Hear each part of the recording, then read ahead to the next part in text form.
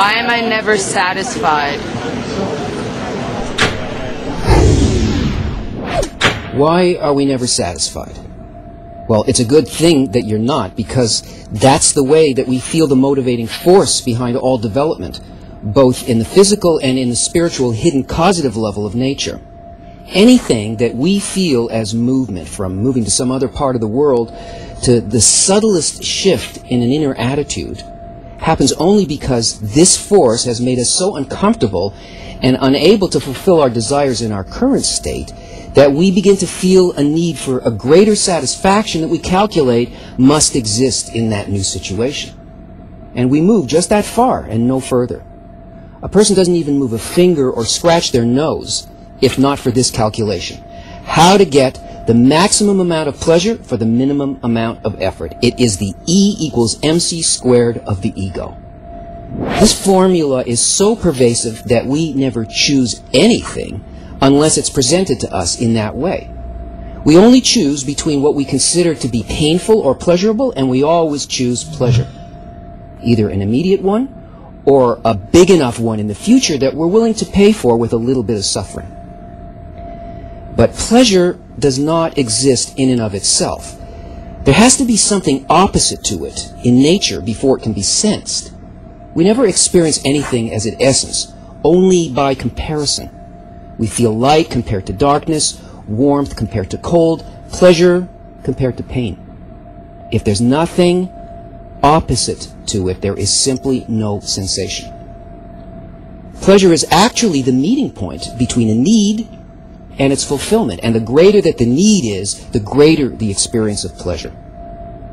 So why is it that pleasure always disappears? You know what it's like when you're a little hungry. You start thinking about what you could eat. Maybe a pretzel. Yeah, okay, maybe later. But the hunger keeps on growing. Maybe I'll have a couple of hot dogs. No, a whole pizza. No, I know, a steak, a big sirloin. Vegetarians, please substitute a tofu loaf from your imagination, with a baked potato and all the condiments imaginable. And then when dinner finally comes, you could eat a steak so big that it needs its own area code. And that first bite is pure ecstasy. And the next bite is wonderful. The next bite is good.